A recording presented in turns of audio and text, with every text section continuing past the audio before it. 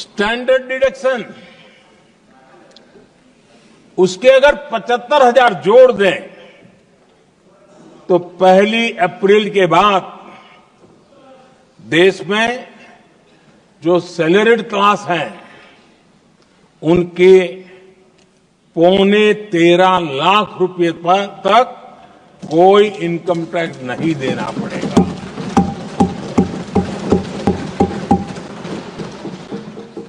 आदरणीय सभापति जी, आप जिस समय युवा मोर्चा में काम करते थे तब एक बात आप सुनते होंगे, पढ़ते भी होंगे। एक प्रधानमंत्री आए दिन 21वीं सदी बोला करते थे। एक प्रकार से रट गया था, तकिया कलाम जैसा हो गया था, तो बोलते थे 21वीं सदी। जब इतनी बार बोला जाता था तो उस समय टाइम्स ऑफ इंडिया में R.K. लक्ष्मण ने एक बड़ा शानदार कार्टून बनाया था। वो कार्टून बड़ा इंटरेस्टिंग था। उस कार्टून में एक हवाई जहाज है, एक पायलट है। अब उन्होंने पायलट क्यों पसंद किया वो तो मुझे मालूम नहीं। कुछ पैसेंजर बैठे थे और हवाई जहाज एक ठेले पे रखा हुआ था और मजदूर ठेले को धक्का मार रहे थे और 21वीं सदी लिखा हुआ था।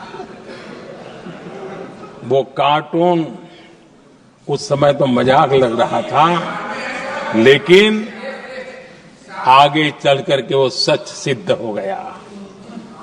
आदरणीय अध्यक्ष जी, ये कटाक्ष था जमीनी सच्चाई से। तब के प्रधानमंत्री कितने कटे उठे थे और हवाई बातों में लगे हुए थे, इसका वो जीता जागता प्रदर्शन करने वाला कार्टून है।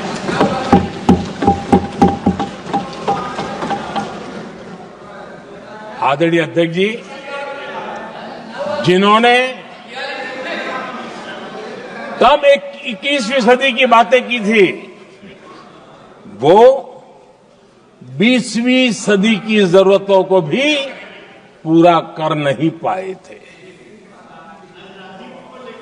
आदरणीय अध्यक्ष जी, आज जब मैं देखता हूं, पिछले 10 साल से सारी विषयों को बारीकी से देखने का अवसर मिला है, तो मुझे बड़ा दर्द होता है। हम 40-50 साल लेट हैं, जो काम 40-50 साल पहले हो जाने चाहिए थे। और इसलिए ये साल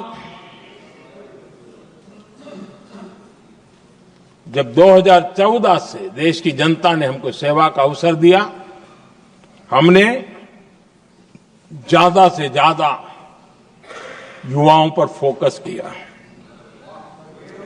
हमें युवाओं की आकांक्षाओं पर बल दिया। हमने युवाओं के लिए ज्यादा अवसर बनाए। हमने कई क्षेत्रों को खोल दिया और जिसके कारण हम देख रहे हैं देश के युवा अपने सामर्थ्य का परचम लहरा रहे हैं। देश में हमने स्पेस सेक्टर को खोल दिया, डिफेंस सेक्टर को खोला, सेमीकंडक्टर मिशन लेकर के आए, इनोवेशन को बढ़ावा देने के लिए अनेक नई योजनाओं को हमने आकार दिया। स्टार्टअप इंडिया इकोसिस्टम पूरा डेवलप किया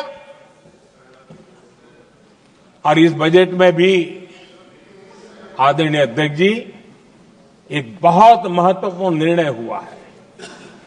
12 लाख की आय पर इनकम टैक्स की माफी। ये समाचार इतना बड़ा बन गया कि बहुत सी महत्वपूर्ण चीजों पर अभी भी कुछ लोगों का ध्यान नहीं गया है। वो महत्वपूर्ण निर्णय हुआ है। हमने न्यूक्लियर एनर्जी सेक्टर को ओपन कर दिया। और इसके दूरगामी सकारात्मक प्रभाव और परिणाम देश को देखने के लिए मिलने वाले हैं। आदरणीय अध्यक्ष जी, AI, 3D printing, robotics, virtual reality की चर्चा हम तो गेमिंग का भी महात्मा क्या होता है इसके लिए भी प्रयास करने वाले लोगों में से। मैंने देश के नौजवानों से कहा है कि दुनिया का गेमिंग क्रिएशन का, क्रिएटिविटी वर्ल्ड का कैपिटल भारत क्यों न बने। और मैं देख रहा हूं बहुत तेजी से हमारे लोग काम कर रहे हैं।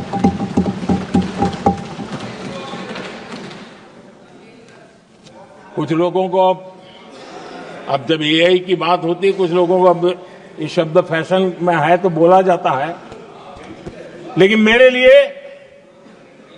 सिंगल एआई नहीं है, डबल एआई। भारत की डबल ताकत है। एक एआई आर्टिफिशियल इंटेलिजेंस, दूसरा एआई एस्पिरेशनल इंडिया।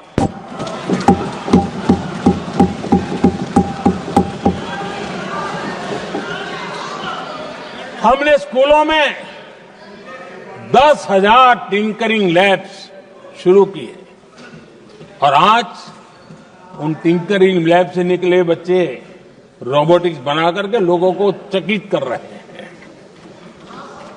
और इस बजट में 50,000 नए टिंकरिंग लैब्स उसका प्रावधान किया गया। भारत वो देश है जिसके इंडिया एआई मिशन को लेकर के पूरी दुनिया बहुत आशावादी है और विश्व के एआई प्लेटफॉर्म में भारत की मौजूदगी एक महत्वपूर्ण स्थान प्राप्त कर चुकी है। आदरणीय अध्यक्ष जी, इस साल बजट में हमने डीप टेक के डोमेन को में इन्वेस्टमेंट की बात की है और डीप टेक मैं समझता हूं हमारे लिए तेज गति से आगे बढ़ने के लिए आज 21वीं सदी पूरी तरह टेक्नोलॉजी ड्रिवन सेंचुरी है।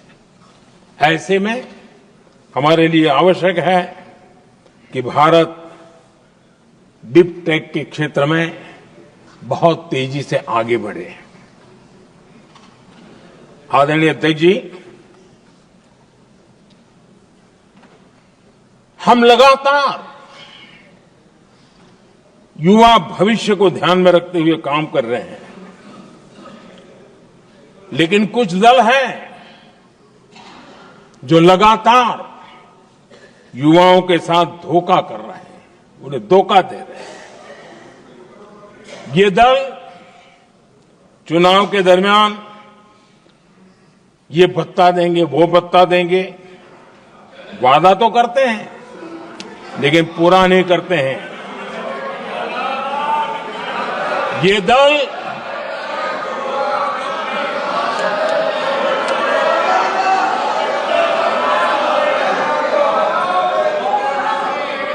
प्लीज माननीय सदस्य गरिमा प्रतिष्ठा बनाए रखें। भारत की संसद में आप प्लीज बैठे बैठे टिप्पणी नहीं करें और नए माननीय सदस्य बैठे बैठे टिप्पणी कर रहे हैं। आदरणीय अध्यक्ष जी, ये दल युवाओं के भविष्य पर आपदा बनकर गिरे हुए हैं।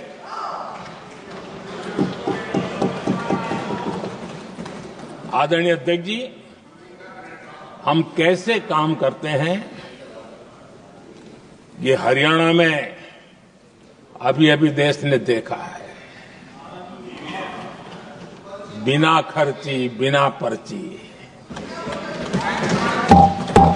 नौकरी देने का वादा किया था।